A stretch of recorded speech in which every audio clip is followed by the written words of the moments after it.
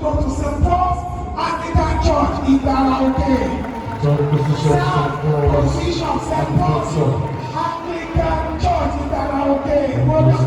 1 million naira. 1 million, please, representative, please. Third position, St. Paul's Anglican Church in Ile-Ife. Please, Celestial, that's your companion. Celestial Church of Christ,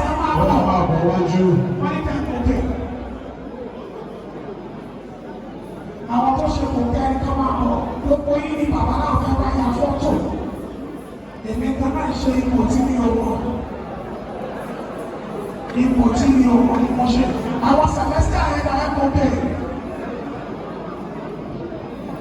ó yá St. Paul's ìgbàlá òkè ilé ẹ̀ máa bọ̀.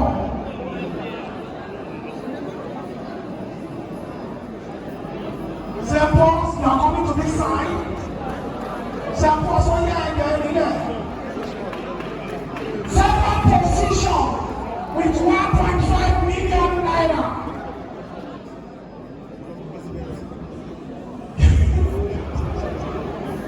Oh yeah, and then you want Prince, and then I'm going to set the light.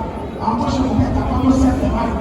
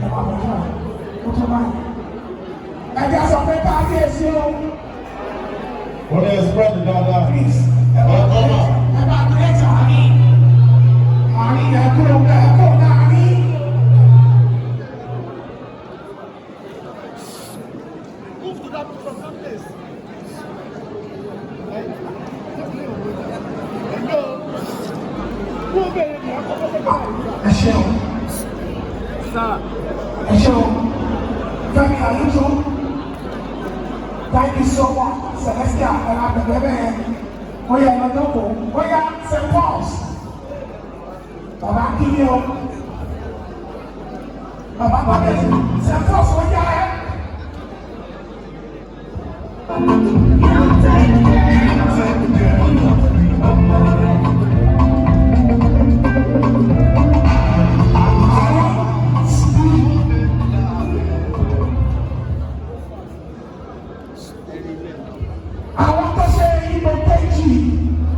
With 1.5 million naira.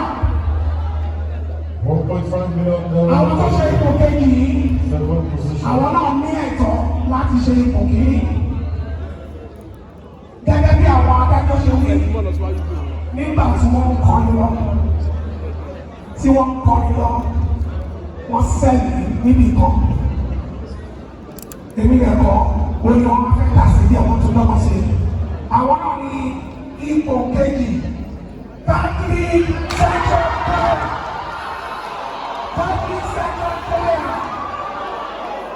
Please, Catholic Central Choir. And the winner goes to the renewed Christian Church of God.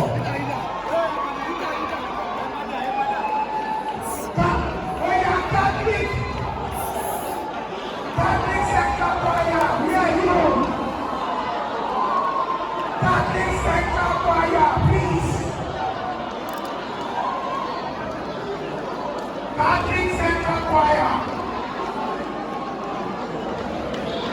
Gẹ́gẹ́ bí àwọn ilé tó ṣe wí àti gbọ́ announcement, ó yá.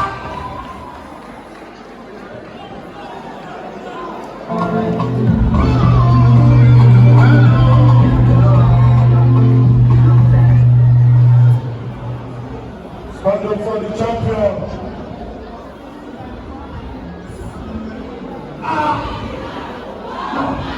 Àwọn tó ṣe kò tẹ́lẹ̀ ní Let somebody shout hallelujah. Standing Central Choir. Please, for the first position, number 1 team on 1. Now, let me announce what gave you the opportunity of winning. Please, listen and listen well. What gave you the opportunity of winning is your conventional song. That the Redeemed Christian Church of God, that is the way you sing all the way. And because of this event, you have kept up with your doctrine and principle. On this note, you have won yourself 2 million naira. Please, you're bigger than the biggest, you're higher than the highest. Let somebody shout hallelujah.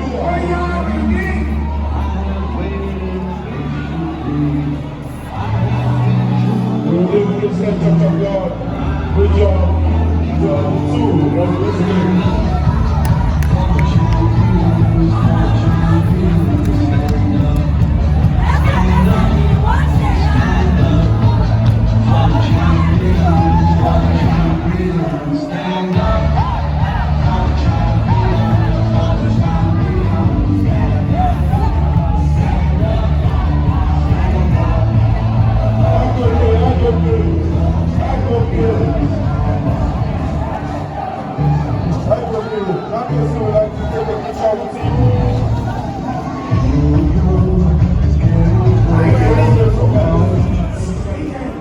Baba said I should announce to you, all of you move up. Baba need to go. Baba need to go. When you won this competition with your congregational song, Baba said he wants to listen to your congregational song. On the stage, that will come. I am so surprised to see all the dancing. On the straight line. Okay. Please, if you want to sing your conventional song, we can change that result. Oh yeah. Support you, love. Asasao. You say what? That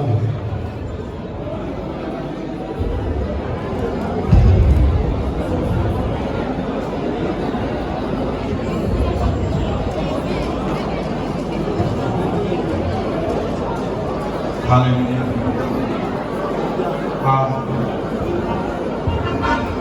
We are taking the 2 numbers as all not are not composed by Rajo in 1774. And the second one is the Yoruba song composed by this choir. You are blessed in Jesus' name.